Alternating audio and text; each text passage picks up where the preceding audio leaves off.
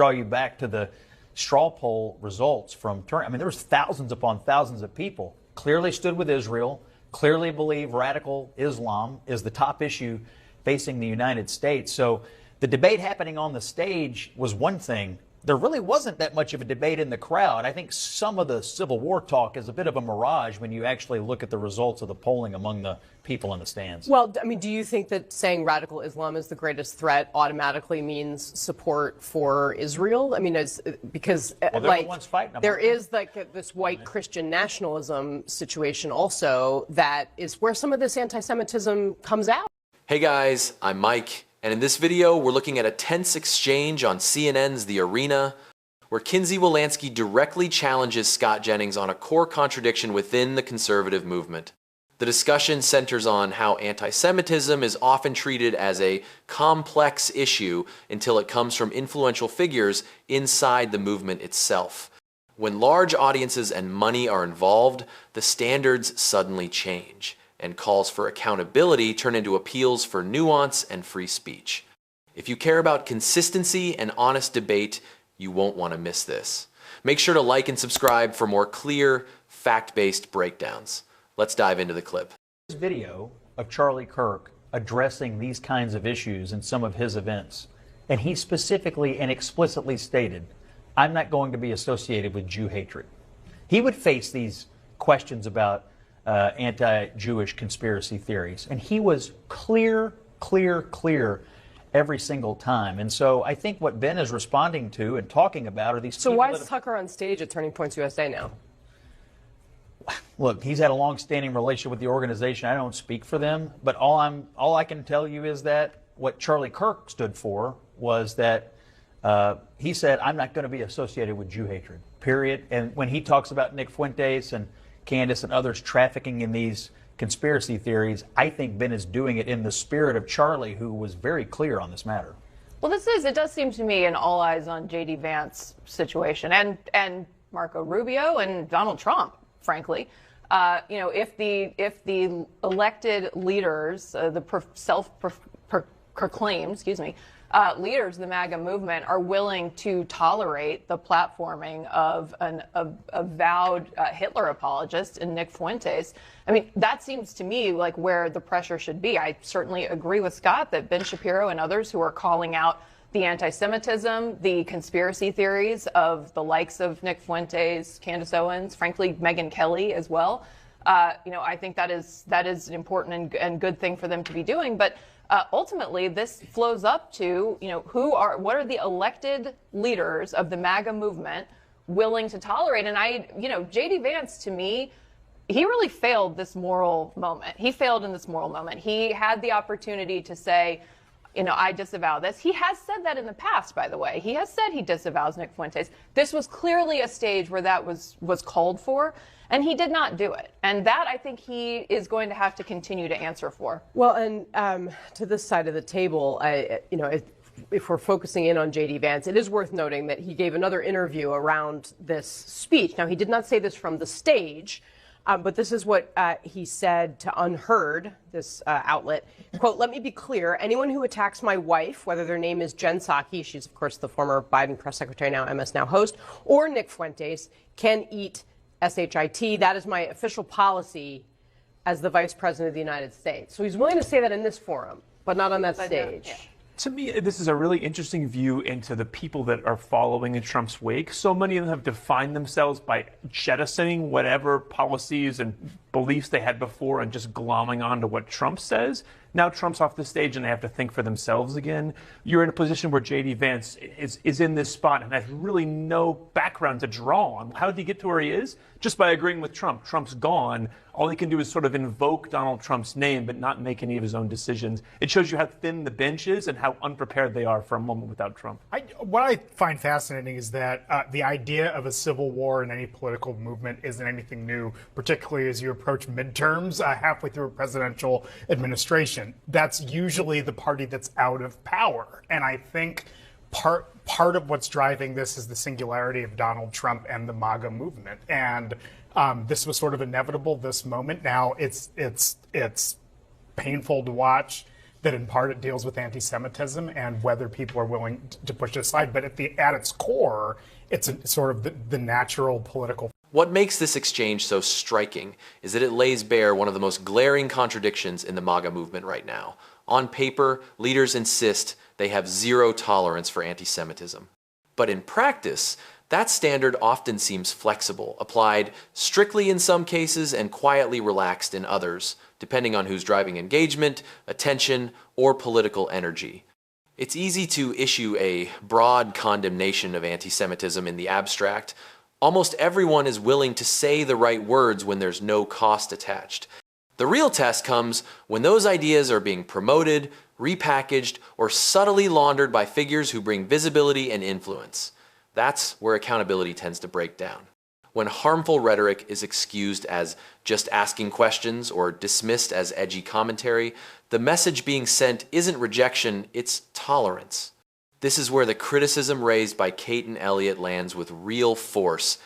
When elected officials and movement leaders refuse to draw a clear, consistent line, extremists don't interpret that as caution or nuance.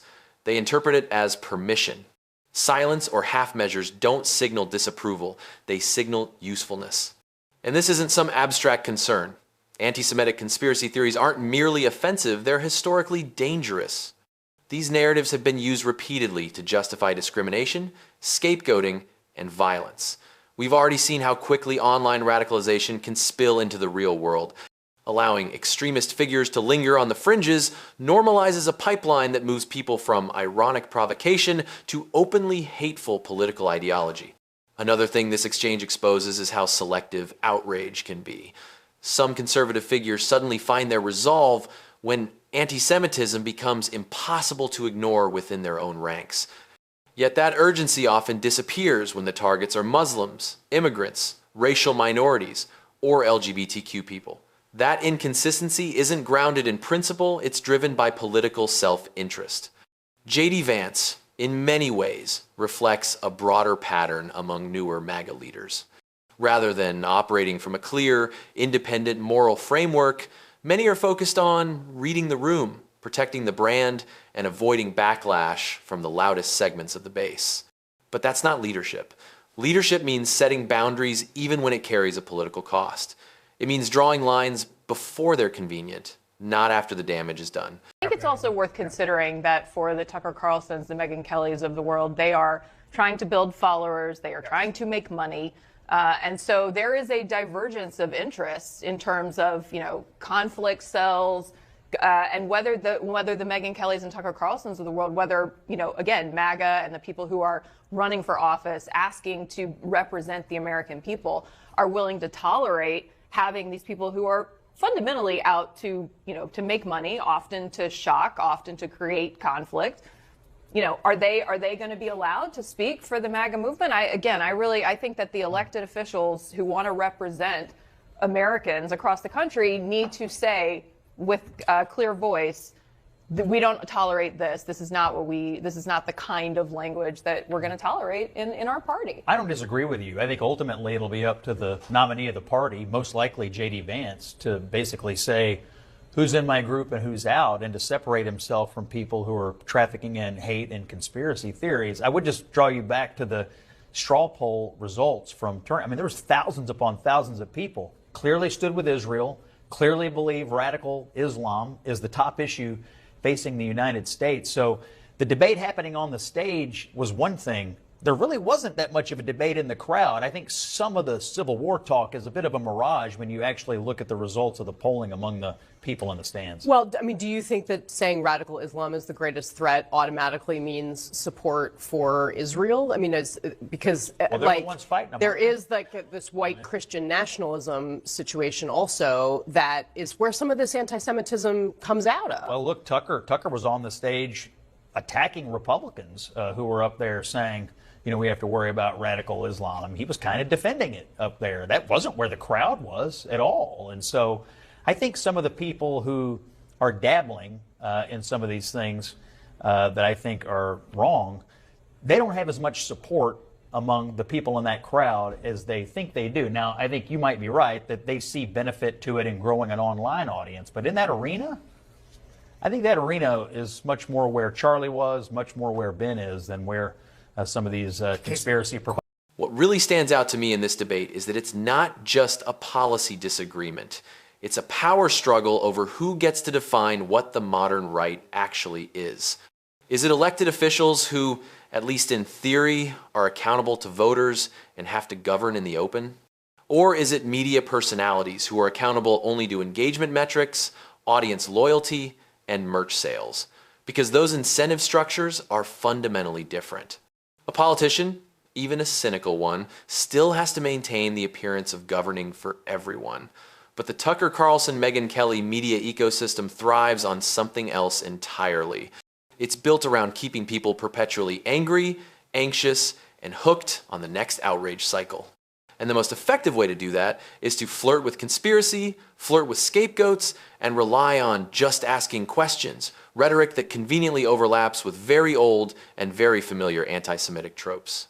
Even when these figures don't say those things outright, they often amplify or platform the people who do, because outrage drives clicks and clicks drive revenue.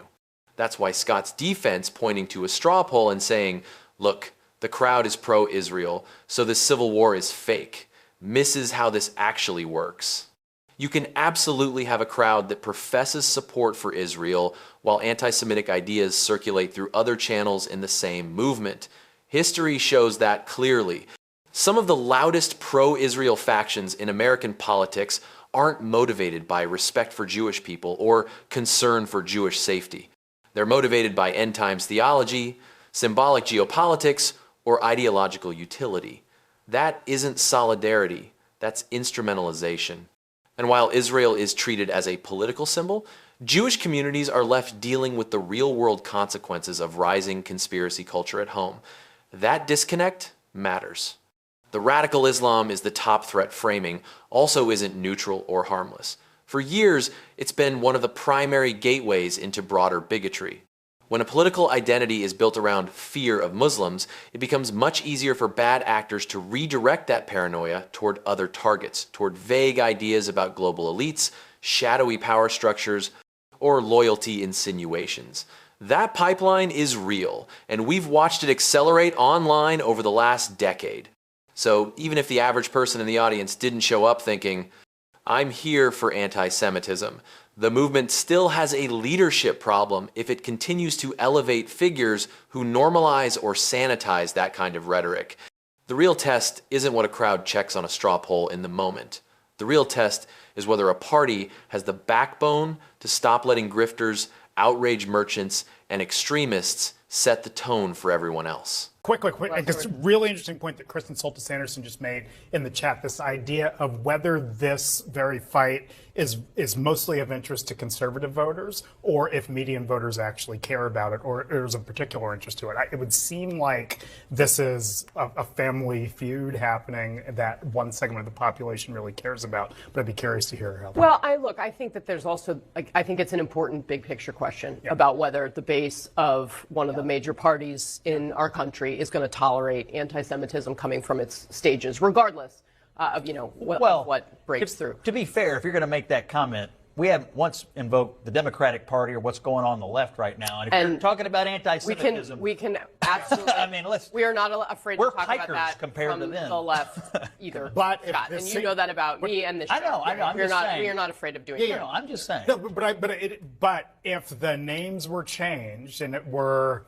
pick the MoveOn.org conference, and there was still the same sort of debate happening over anti-Semitism, we all ought to be calling it out. And I think we're in agreement about that. Yeah, and I think, honestly, Scott has called it out. No, I'm not saying I did not say Anybody who apologizes for Hitler, we should call out. I'm willing to make that blanket I think we're in agreement there's anti-Semitism on all sides, and it's really bad, and we want to stamp it out of American political debates. Full stop. Yes, full stop. All right, coming up next. What I appreciated most about this exchange is that Kinsey and Elliott are actually doing the thing that matters in moments like this. They're treating anti-Semitism as a real-world threat, not just another partisan talking point to be traded back and forth for optics. Because the truth is, this isn't just online drama or culture war noise. When a major political movement repeatedly flirts with conspiracy theories that share the same underlying structure as classic anti-Semitic propaganda, the damage doesn't depend on whether anyone explicitly says the word Jews.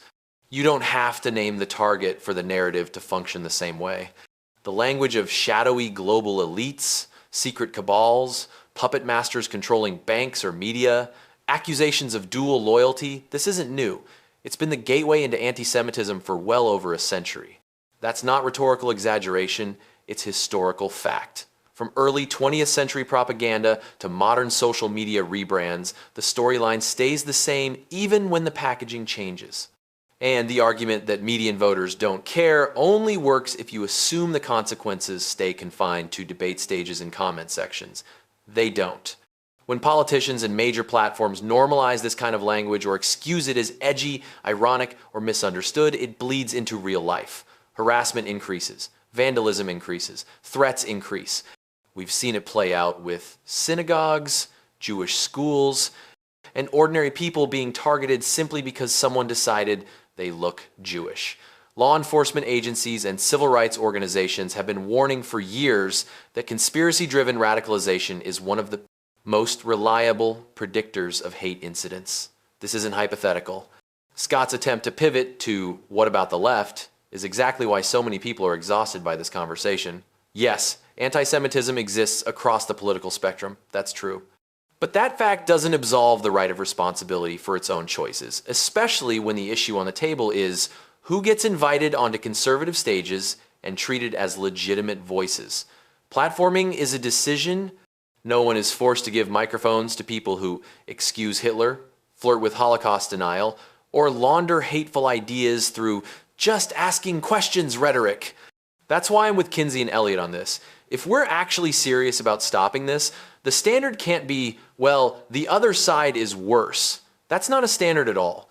The standard has to be simple and enforceable. If you're excusing Hitler, spreading anti-Semitic conspiracy theories, or targeting Jewish people as a group, you're out. No panels, no stages. No normalization. Drawing that line isn't censorship, it's leadership. If you found this breakdown helpful, make sure to like the video, subscribe to the channel, and turn on notifications so you don't miss the next one. I'm Mike, and I'll see you in the next video.